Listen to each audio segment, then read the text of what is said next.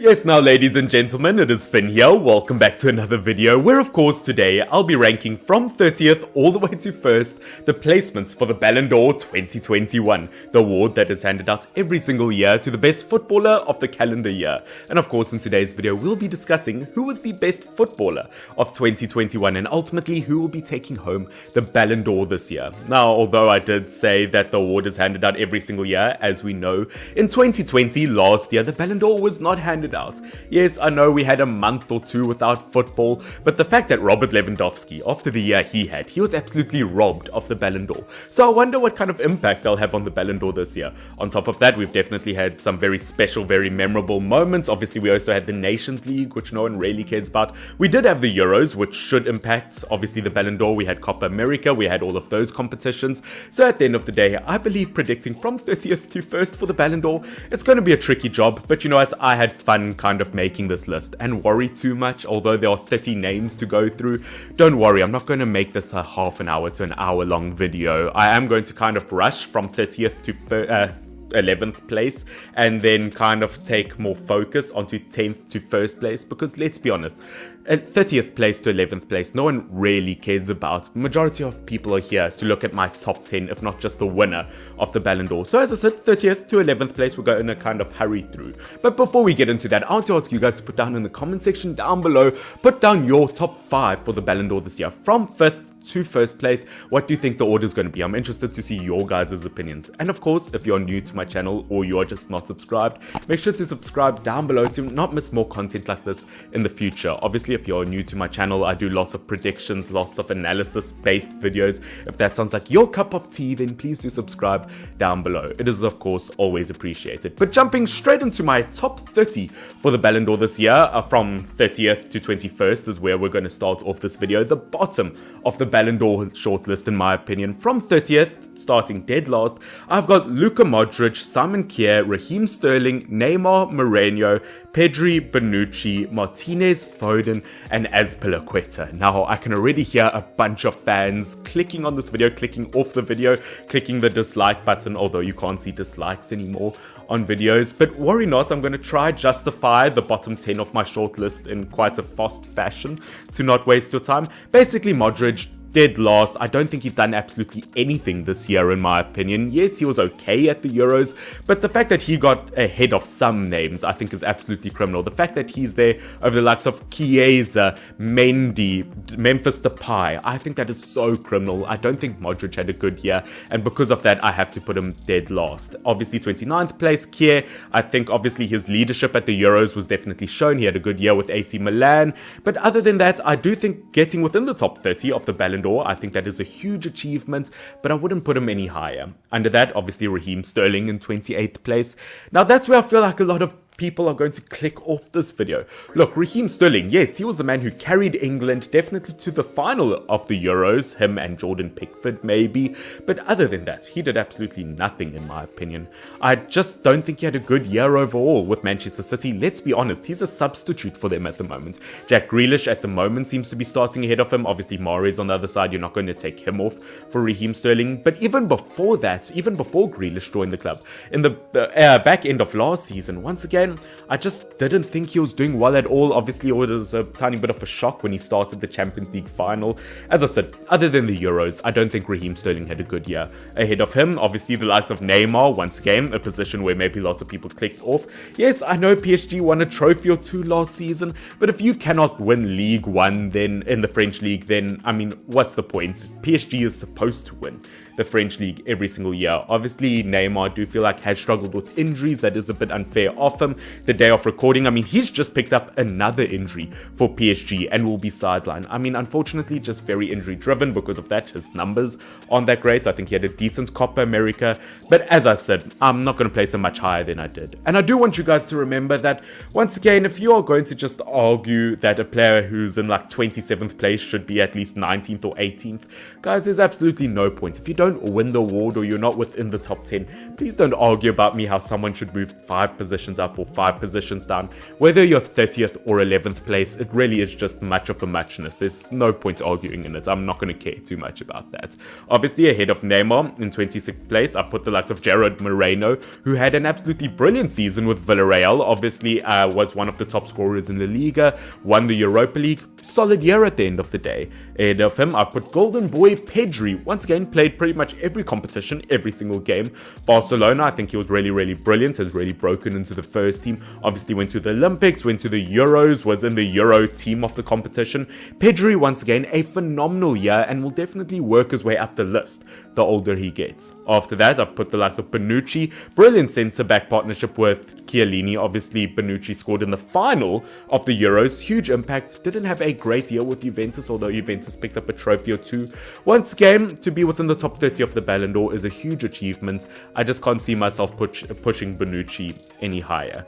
Above him, we've got the likes of Martinez, obviously from Inter Milan. Inter Milan winning the Serie A last season. He obviously won Copa America with Argentina. Martinez, once again, very solid year at the end of the day. And just like Pedri, I think the older he gets, the more he'll work his way up the list. I think he's had a very solid year. Above him in 22nd place, the likes of Phil Foden. Now, once again, lots of people might not like it that I put him this low down the list. In fact, I'm a bit surprised I put him this low down the list. I think he's had a really phenomenal year. We've definitely seen some huge displays from him, especially versus big teams. Obviously, we saw versus the likes of Liverpool. But once again, I don't know. I think he's a phenomenal player. He's not necessarily just a stat padder. He's not just going to rack up all the numbers. I think he's had a really, really solid year. But I do feel like maybe there are 20 players that could go ahead of him in this year. Once again, like many of the other youngsters I've mentioned, I feel like just the older he gets, the more he'll work his way up this list. Didn't play a huge part in England's squad at the Euros. Yes, he maybe started off very strong, but once again, not that much of an impact. Brilliant player, don't get me wrong, and as I said, the older he gets, the more he'll work his way up this list. In the likes of 21st place, before we move into the next section, 20th to 11th place, I've got the likes of Azpilicueta, who I really could put higher up on this list. I think he had a phenomenal year. I think for the likes of Spain, he was heavily underrated with his performances. He was absolutely brilliant. A Champions League winning captain, once again, you just can't turn that down. I think Azpilicueta, one of the most versatile players in the world, one of the most underrated, consistent players in the world, definitely deserves a bit of praise, and I think 21st in the Ballon d'Or shortlist wouldn't be a bad position from him. And that, ladies and gentlemen, takes us to the next kind of section for my Ballon d'Or predictions, as I said, from 20th to 11th place.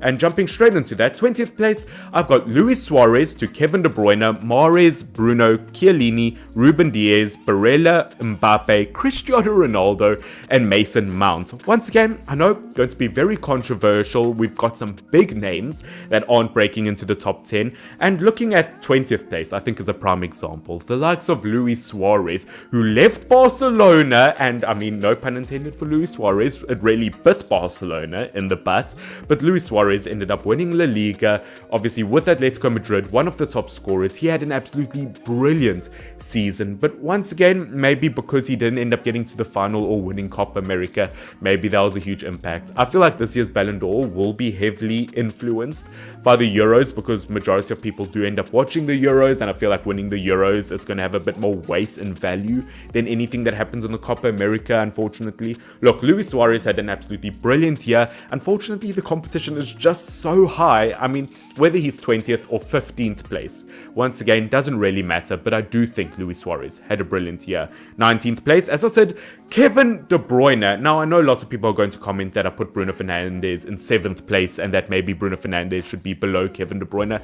Look, once again, as I said, if you're not in the top 10, it doesn't really matter. Looking at Kevin De Bruyne, unfortunately, towards the end of the season, did end up picking up an injury, but regardless of that, was brilliant with Belgium, was brilliant when he was available for Manchester City. Looking at Bruno Fernandes, probably did quiet down quite a bit towards the end of the season, which would fall under this calendar year. Was very quiet at the Euros. In fact, maybe Bruno and Kevin De Bruyne should swap around, but as I said, at this point, it doesn't really matter. But Kevin De Bruyne and Bruno, between them, obviously 18th place. I've got the likes of Riyad Mahrez. I think Riyad Mahrez had a brilliant year. Obviously scored within the semi-finals and quarter-finals of the Champions League. Helped get Manchester City to their first ever Champions League final. Obviously helped Manchester City win trophies. Once again, Riyad Mahrez is just a totally different kind of animal, one of the most underrated wingers in the entire world, and at least deserves to be within the Ballon d'Or top 20. Obviously, moving on ahead of them in 16th place, I've got the likes of Chiellini, obviously the centre-back partner to the likes of Bonucci. Chiellini, once again, an absolutely brilliant year. I mean, for someone who's like almost 40 years old, Chiellini absolutely ran the show in the centre-back position for Italy at the Euros.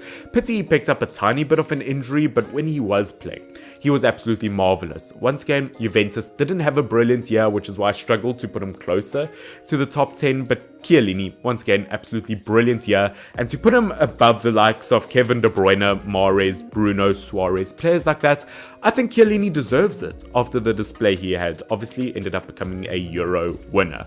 In 15th place, I've got the Premier League Player of the Season, Ruben Dias. Really showed the kind of impact he could have on Manchester City. Obviously, once again, Portugal, not great at the Euros, but you know what? Ruben Dias showed that he could be a solid centre-back in the Premier League. The performances he had for Manchester City, once again, wouldn't quite put him in top 10, but I do think he had a solid year overall. Above him, in 14th place, I've got the likes of Barella, a Euro winner and a Serie A winner. He had an absolutely brilliant season. Well, not one of those midfielders who's going to be really high up there in terms of his numbers with stats like goals and assists, but once again, had really solid Euros, had a really solid Serie A campaign, did maybe struggle in terms of fitting into the Italian national team once both Locatelli and Verratti were fit. Once again, solid player, and I think he deserves to be really high up this year. In 13th place, I've got the likes of Kylian Mbappe, which I know people are not going to like. I don't think he was brilliant at all at the Euros. Yes, maybe you could give him some sort of credit in terms of the Nations League, but once again, no one actually cares about the Nations League whatsoever. In terms of his statistics and his numbers for PSG in League One, once again, he is absolutely monstrous, but once again, it is one of those leagues where I don't feel like the weight of value is as much as maybe the Premier League or La Liga or Bundesliga, if I may say that. I just don't feel like League One is one that league that most people give credit to. Once again, PSG, the dominant team in the league, didn't even win the league, so because of that, I'm going to struggle to put Mbappe any higher. Brilliant player, and he'll be really looking to break into the top 10, if not top 5 of the Ballon d'Or next year. Definitely needs to work a bit harder. In terms of 12th place, I've got Cristiano Ronaldo. Now look, I'm a Manchester United fan, but there is no way I could put either Cristiano Ronaldo or Bruno Fernandes in the top 10 of the Ballon d'Or this year. Both of them, once again, not that great. Maybe Cristiano Ronaldo obviously deserves to be higher. I believe he deserves to be close to the top 10, but I wouldn't put Ronaldo in the top 10. Yes, helped Juventus win the likes of a trophy, obviously was the top goal scorer in Serie A, obviously made a big move to Manchester United, was the top goal scorer at the Euros for Portugal. So, you know, in terms of being the top goal scorer and winning golden boots, he definitely had a great year individually. He was brilliant, but once again, in terms of trophies, Juventus, you do expect to win Serie A. I expected Portugal to do slightly better. I don't know. I do believe Ronaldo had a great year. And don't get me wrong, I'm not saying Ronaldo had a bad year at all. I just do feel like there are at least 10 players who had a better year than him, unfortunately. So for the first time in a very long time, Ronaldo, I don't think will make the top 10 of the Ballon d'Or. Ahead of him, just before breaking into the top 10, in 11th place, I've got the likes of Mason Mount. What a game changer for Chelsea. I would say majority of the time was probably Chelsea's best player over the last season. I mean, the plays he makes, whether he can play in a winger position, attacking midfield position, obviously won the Champions League with them. Obviously, when he did play at the Euros, which wasn't that often, I think that Mount is a very brilliant player at the end of the day. I mean, just the impact that he had, like the personal impact he had on that Chelsea team, I think he deserves to be within that top 10 range. Unfortunately, just misses out in my opinion due to how tight the competition is. And that, ladies and gentlemen, takes us to the top 10 of the Ballon d'Or 2021. Now, I know, obviously, it's been somewhat controversial up until this point, and I know a lot of people are going to disagree with me, but once again, if I'm going to rank 30 players from 30th to first place, it is literally impossible for me to please everyone. It is going to be very, very tricky, but you know, I'm not unhappy with what I've done to this point. As I said, maybe someone's going to say, oh, Kevin De Bruyne should be above Bruno Fernandes, but whether someone's 19th place or 17th place, once again, it's a tiny bit much of a muchness. There's just so much tight competition. And as I said, people only really care about the top 10, if not the winner of the competition itself. As I said, don't forget to put down in the comment section down below what is your top 5 for the Ballon d'Or this year. But breaking into the top 10, in 10th place, I've got the likes of Mo Salah. Now, obviously, in terms of gaining ideas of where I think players should be, I did get a bit of influence from Sharky Does Sports. Obviously, he did an hour and whatever long video, obviously the 4 guys sitting there talking about their top 30 for the Ballon d'Or. And a lot of people in that video didn't even have Salah within the top 20. They had him at like 22nd, 21st, stuff like that. I think Mo Salah had a criminally underrated season. In terms of his impact on this Liverpool side, I mean, he is a monster. I would genuinely, like, it's a bit weird, obviously me putting him 10th of the Ballon d'Or, but I would say this, in terms of the best player in the world, I would definitely put him within the top 3. But I feel like the fact that he plays for the Egyptian national team, obviously not a European national team, didn't go to the Euros, I do feel like that does have an impact on it. Obviously Liverpool didn't have a great year, and as great as Mo Salah was, not winning any trophies will have an impact on it at the end of the day. I think Mo Salah, as I said, top 3 best players in the world at the moment without a doubt, and I do believe he at least deserves to be within the top 10 of the Ballon d'Or. Moving to 9th place, I've got the likes of Harry Kane, talking about not winning trophies. Obviously, Harry Kane, I feel like individually had a very brilliant year. Hasn't started off that strong this Premier League season, so maybe that could change things around, whether Mo Salah's in 9th place and Harry Kane's in 10th, or vice versa, doesn't really matter. But I think Kane, in terms of being the top goal scorer and assist maker in the Premier League last season in a very weak Tottenham Hotspurs team that ended 7th place in the Premier League, I think that is wildly impressive.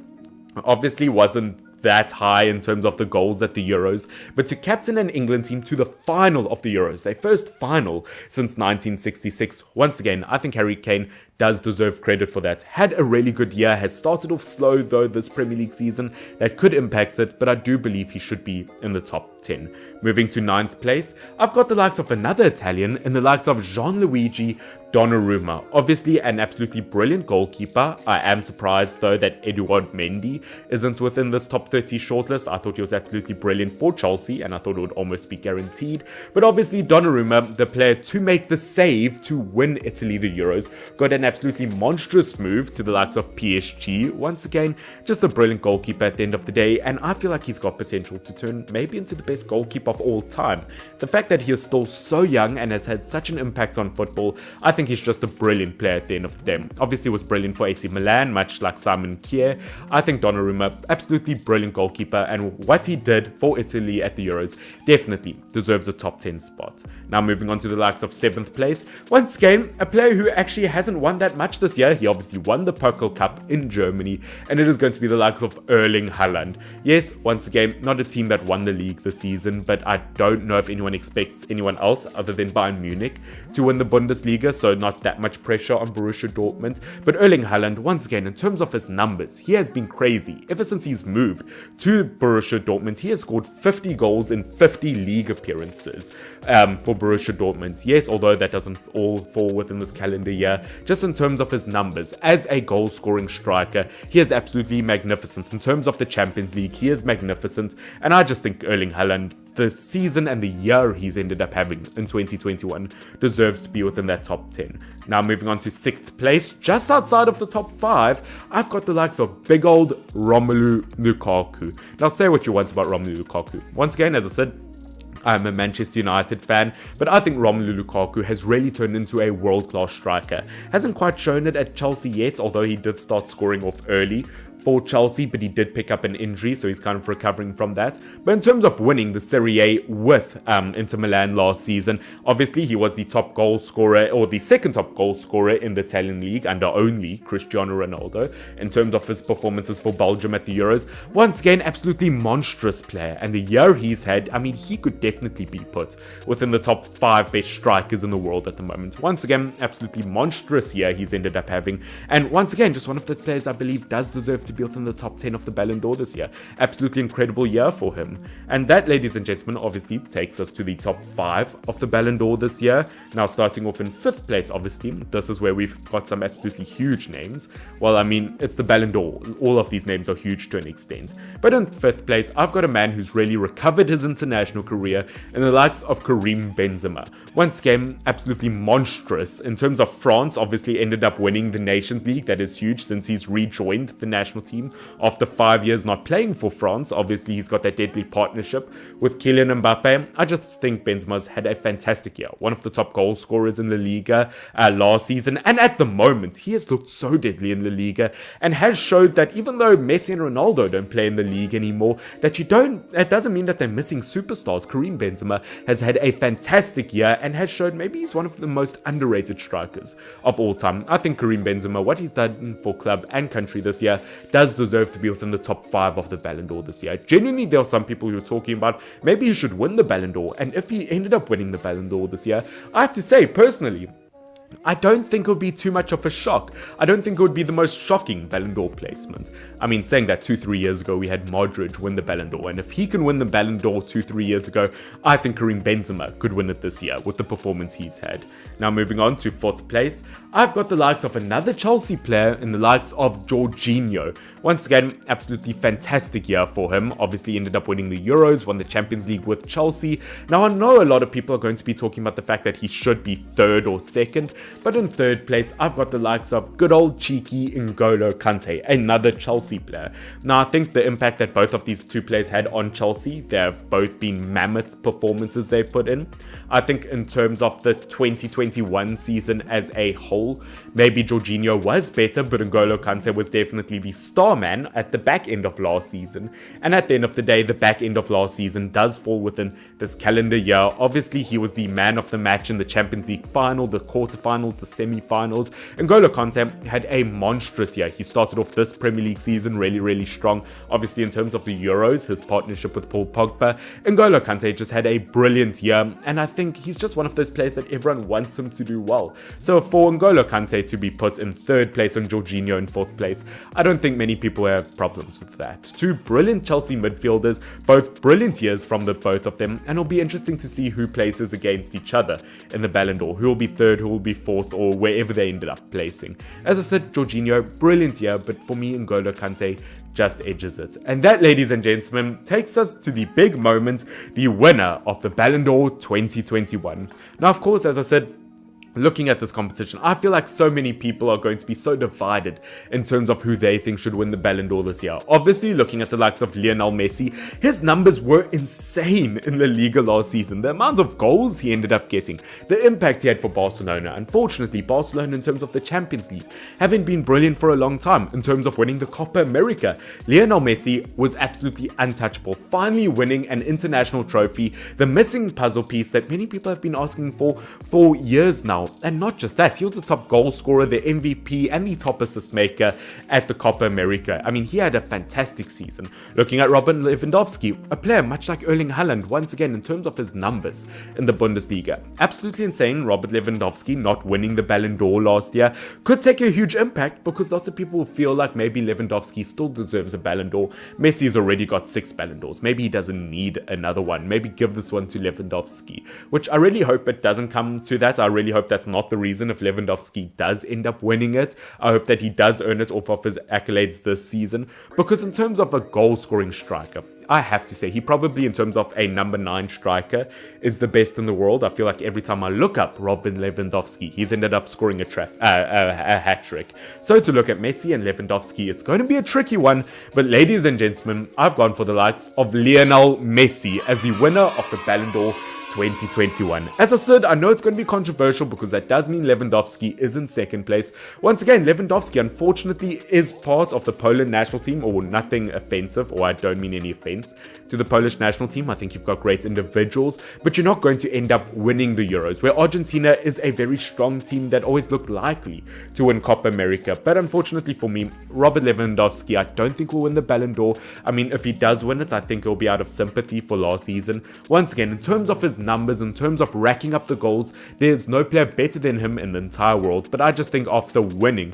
the Copa America and the impact he had on his national team, I think Lionel Messi, once again, although he hasn't started off that strong this League One season, will be the winner of the Ballon d'Or 2021. Once again, guys, I know 30th all the way to 1st to predict 30 players' placements within the Ballon d'Or. It is not going to please. Look, I'll be surprised if anyone was happy with the 30 players and in terms of where I put them, because it is not an easy job. As I said, guys, in terms of your top 5 and who you think will win the Ballon d'Or, put them down in the comment section down below, because I am excited and interested to see your guys' opinions. But guys, Ballon d'Or 2021, it will be obviously revealed today who will be the winner of the award. Obviously some big names I think will be missing out on the top 10. Will we see Ronaldo? Will we see Mbappe? Will we see players like that within the top 10? Will Kevin De Bruyne be higher than I put him? Will Bruno Fernandes be lower than I put him? All of that we'll be witnessing very, very soon. But guys, I hope you have enjoyed this video. If you are not subscribed, do subscribe down below, as we are so close to 1,700 and 250, whatever it is. 769, 800 and 700. Listen properly. So please do subscribe if you are not subscribed already, and please do leave a like down below. Can we please get this video to 20 likes? Guys, this has been Finn, FYNN. Good luck to whoever the Ballon d'Or winner will be. This has been Finn, FYNN. Cheers.